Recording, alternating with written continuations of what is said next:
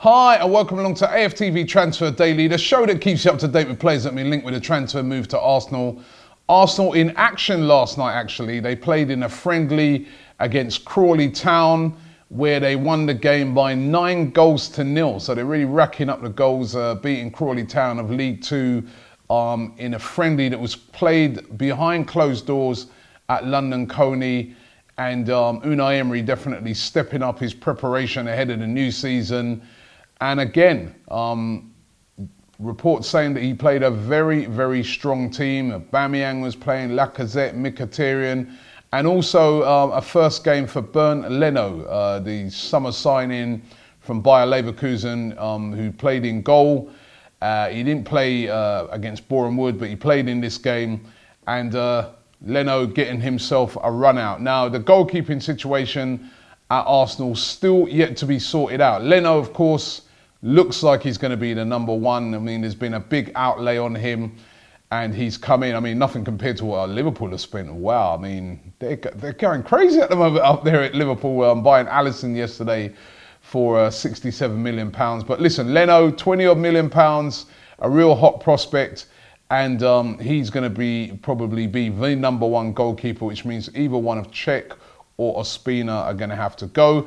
I already spoke about Petr Cech being linked with a move back to Chelsea. Real surprise that one, but Courtois on his way out, it looks, of Chelsea, and Cech looks like he could be moving across there. But the other one's David Ospina, and we've been told today that there's linking David Ospina with a move to Besiktas. I mean, even suggestions that he's given them his word, the 29-year-old, that he's going to move to Besiktas, which would be a bit of a surprise because initially he was being linked with a move to the Turkish rivals Fenerbahce. He's also been linked with Sevilla or Napoli, but it does look like Ospina is the person that Arsenal are looking to sell, basically because he's the one they'll get the most money for. He's 29, still a lot of years left for a goalkeeper. Colombian international, played in the World Cup. So I'd be very surprised to see Ospina still at the Emirates come the end of the transfer window, although his agent was saying the other day that, Arsenal pay very well. So obviously, if the money's not right, they're not going to be moving. What about Aaron Ramsey? Now, Aaron Ramsey, of course, has still not signed a brand new contract to Arsenal. Unai Emery, as we've said many times on the show, is a big fan of Ramsey, really sees him as an important member of the team. Now, there's reports coming out of Arsenal yesterday that they're very confident that Ramsey's going to sign a new deal. They think that they'll be able to secure him down on a 4-year deal at Arsenal, a new 4-year deal, and make Aaron Ramsey one of the main men, possibly even the captain of the team going forward. But it does look like Unai Emery is looking to kind of build his team around Aaron Ramsey. Ramsey's been at Arsenal now for quite a long time. We all know he's got the ability. Injuries is a thing that's affected him in the past, but hopefully if we can get a full season out of him, and I'd love to see him under Unai Emery and see how he does. But Emery and the board seem pretty confident that they're going to get Ramsey tied down to a new deal. Danny Welbeck, on the other end, though, could be on the move. Well, we've spoken about this week. We run the poll on it, and 66% of you are saying that, you think sell Danny Welbeck, cash in on him. And he's been linked today with a move to Everton. Everton said to be very keen on signing Danny Welbeck. Again, he will be a player probably that Arsenal would be looking to move out because, they'll get a decent amount of money for the sale of Danny Welbeck. So it makes sense to move him out financially. I still, in my opinion, feel that unless we replace him and get in a winger or somebody, somebody's going to play that sort of position, winger, come striker, I don't think we should be selling him. But if we get a proper replacement, proper speedy winger, I'm up for it. But if not, then you keep Danny Welbeck. He can play across the middle. He can play wide, right or left. Good player to have in your squad, although Welbeck himself might be just like Jack Wilshere looking on it and saying, listen, I want to play regular football. I don't want to be just a little bit part player in this team going forward. Especially, I want to get back into that England full team. So Welbeck will be really interested to see where he's playing his football come August the 9th. Nacho Monreal, who's been linked with a move away from Arsenal to Real Sociedad. We're being told today that Arsenal are not willing to sell Nacho Monreal. And Unai Emery sees him as a big part of their plans, and he will not be heading to Spain. And at Real Sociedad have even ended their interest because they're just making no headway on the actual deal to get Monreal in. So it does look like Monreal, who had a great season last year, one of the few, will still be an Arsenal player come the start of the new season. Now, Arsenal have made a signing from Barcelona, the youngster Joel Lopez. He kind of, let the cat out of the bag yesterday when he put on his Instagram that he was moving to Arsenal, starting to thank everybody and that at Barcelona. Then he quickly removed it from Instagram, but it does look like Joel Lopez could be done today. Might even by the time you've heard this show, that could be done. And that Joel Lopez will become an Arsenal player. He's 16, so he'll have to wait until he's 17 to sign his full contract. So he'll come in on scholarship, Arsenal scholarship terms, but he will be signing for Arsenal. Joel Lopez, said to be a really hot prospect out of Barcelona, and will be following in the footsteps of people like Hector Bellerin, Fran Merida, and also Cesc Fabregas. I mean, they must be so peed off over there at Barcelona, constantly losing a lot of their youngsters to Arsenal. However, they have taken a lot of our names over there. Big names. Thierry Henry, Fabregas, loads of players over the past. So listen, they can't be too peed. Steven Nzonzi, interesting one still. Every day seems to get linked again to Arsenal today. But there's mixed reports actually. Some of the reports linking him still with a move to Arsenal.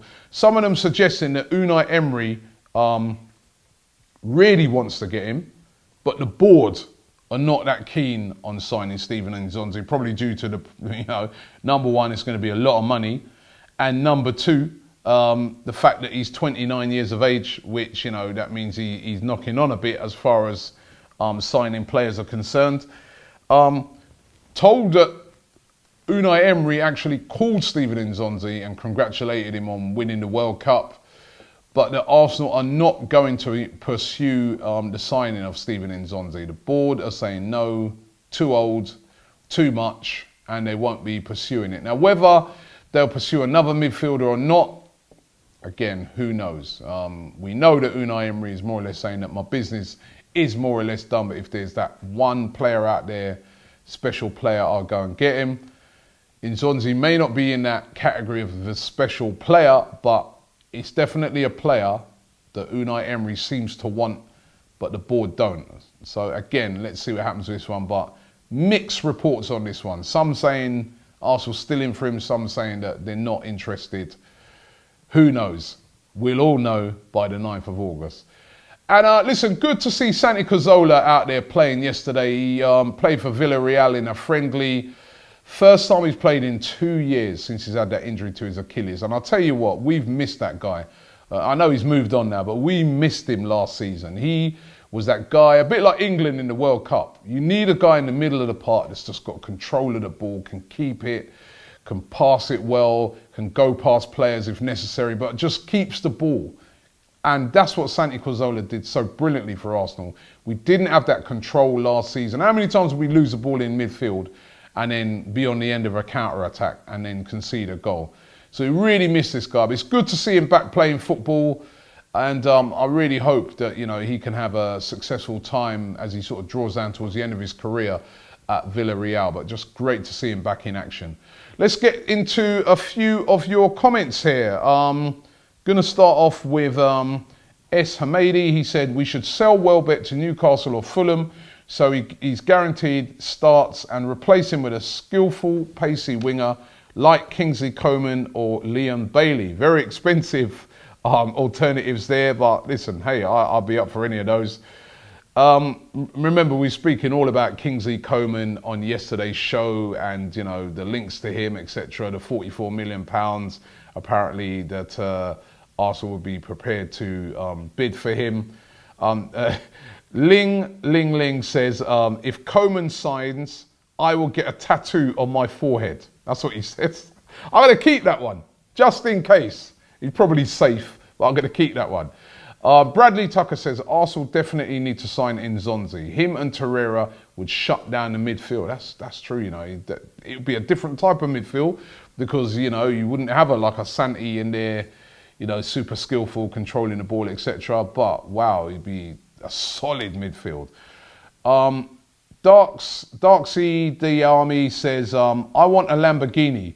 Doesn't mean that we will get what we want. Let's stop dreaming. I think he's talking about the Kingsley Coman thing. He's not convinced that Coman and that Arsenal will be making a move for Coman.